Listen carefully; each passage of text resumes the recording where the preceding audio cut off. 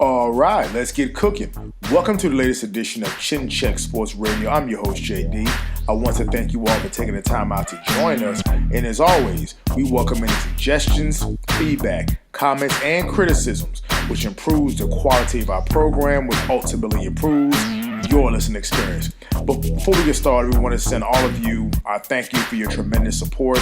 Again, people are slowly finding out about who we are and what we do, and they respect and enjoy the passion with which we speak. And all we are doing on this program, we are simply just sharing our love and passions with you all. We're a little bit late on doing the Dallas Cowboys 2021 Hard Knocks review, episode number 4. We've kind of been tied up, these last couple of days. We wanted to do this episode before we get into the final episode, which is scheduled to air tomorrow. But before we get to that, definitely a heartbreaking news today.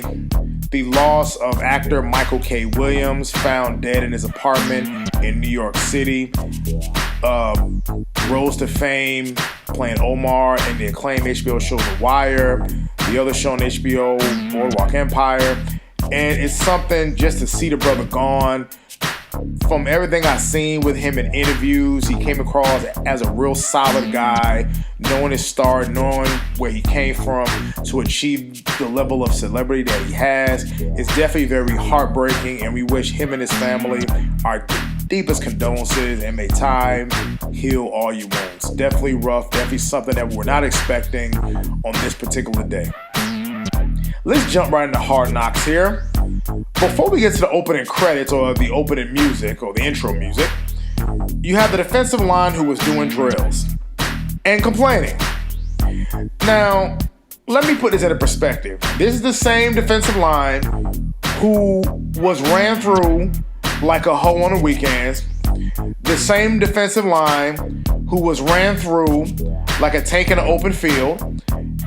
And to me, they're the last group who should be complaining about anything.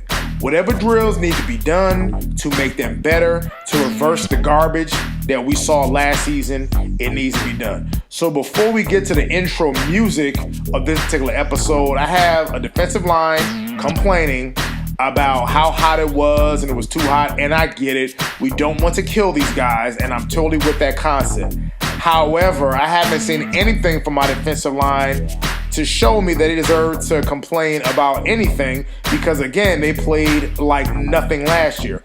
So they need all the help, all the extra help, and even when they get past the extra help, go beyond the extra help to help them prepare for the season.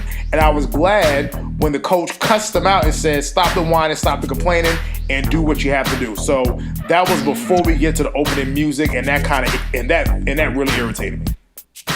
We've been having a COVID scare. Now, this is something that we have been monitoring with players in the COVID protocol.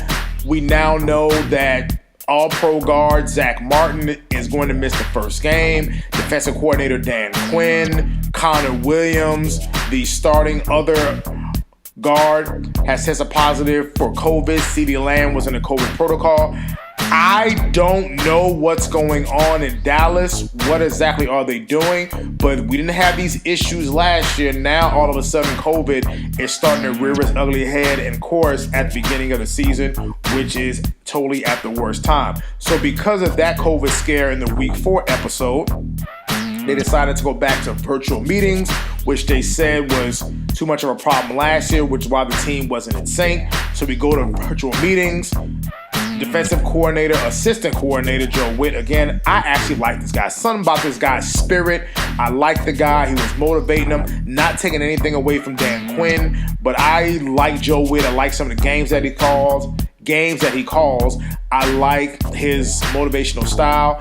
Even after the virtual meeting, Leighton Vander Esch, while they were out in practice, says, hey, that was a nice speech. And I hope the Cowboys do their part to try to keep this guy, because Matt Eberflus, who was the defensive coordinator with the Indianapolis Colts, was on the Cowboys staff. So clearly there's talent in terms of coaching on the Cowboys staff, and I hope that they do what they have to do in order to keep Joe Witt. I actually like this guy. Something about him that I actually like as a coach. Next, we get to the players practicing in the heat. Yes, this is the, quote, dog days of summer. This is the time where you really build your stamina, you really build, quote, that mental toughness to play in the fourth quarter. And of course, I mean, it definitely is hot. Tackle Isaac Alarcon states that this is the type of heat that he used to deal with in Mexico, so he should be used to it. So of course, this is what training camp is about. It's about pushing yourself. It's about working hard. It's about pushing yourself past that breaking point, because again, championship teams are built during training camp. Yes, I know you can say injuries and really other factors beyond their control, but a tough football team, a good football team, a competitive football team, a championship football team, they are all built in training camp. So it would definitely be something to see the team practicing during the dog days of summer. We get to favor the show, free agent running back Jaquan Hardy, who was really number 4 on the depth chart, but thanks to an injury to third-string running back Rico Dowdell, who has a fractured hip, he's now sees an opportunity. The running backs coach was telling him to take advantage of this opportunity. He's having lunch with rookie free agent linebacker Anthony Hines III while they're eating at, it appears to be, a soul food restaurant. And something about Jaquan Hardy comes across as a very cool guy, very laid back, very good personality, so I'm definitely rooting for him. A little bit of a spoiler here, he did make the Cowboys practice squad after they made their final cuts. Next, we get to the mom of rookie linebacker sensation Micah Parsons and his mom Sharice, who was cooking. And folks, there's nothing like good old-fashioned home-cooked food from mama. I myself, during my active playing days, all my teammates love when my mother cooked food, or we go to another teammate's house when their mom cooked food, and we're young men. These are grown men. They're really enjoying the experience, so that's kind of cool to see. We get an intense Connect 4 game with Leighton Vander Esch and Micah Parsons. You can say Connect 4, or you can say competition for playing time on the field. I prefer my competition for playing time on the field. We get to a good battle between Trayvon Diggs and number 1 receiver Amari Cooper, which was interesting. And again, Diggs is seen as the Cowboys' best corner in only his second year, and Amari Cooper is seen as the Cowboys' number 1 receiver. And of course, it's trash talking back and forth, where now Diggs tells Cooper he's not going to catch a pass all day, he's not going to catch a ball on him in practice. And of course, Dak Prescott, looking out for his receiver, decides to say, do you want to make a bet? And again, Diggs tells Dak and tells Cooper that he's not going to catch a ball today. And I'm well aware how the images can be cut, how the video can be manipulated. But what I saw in the video was Trayvon Diggs getting his ass tore up.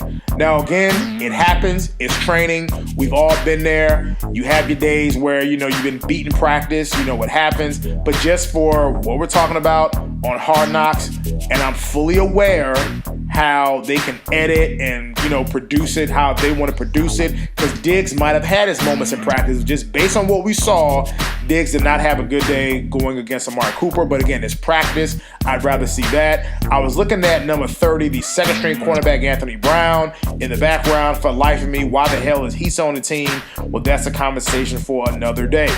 We next get to the QB pylon game. You're probably asking me, what in the world is that? That was the backup quarterbacks. Yes, the backup quarterbacks who Cowboys faith for deciding who should back up Dak Prescott in case he gets hurt. And they're throwing the ball, I don't want to say across the field, but really at a certain distance to see if they can hit the actual pylon. Now, what the hell does that have to do with being an accurate quarterback? I don't know, but that's pretty much what they did.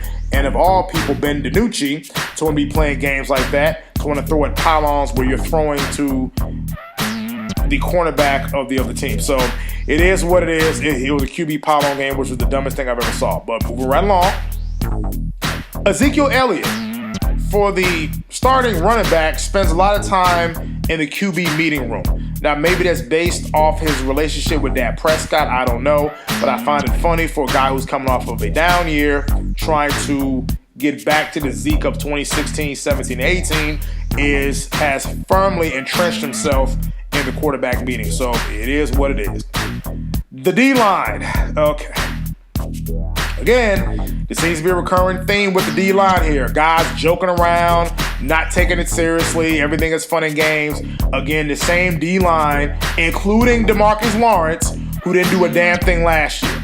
So we get to an open mic night with Terrell Basham, who I guess aspires to be a comedian long after he finishes playing. To me, the only joke is the Cowboys defensive line, especially last year, because they were the laughing stock of the NFL and a joke of a defense in terms of Cowboys history, if not the worst defense or one of the worst defenses ever in Cowboys history. So that was nothing but a damn joke.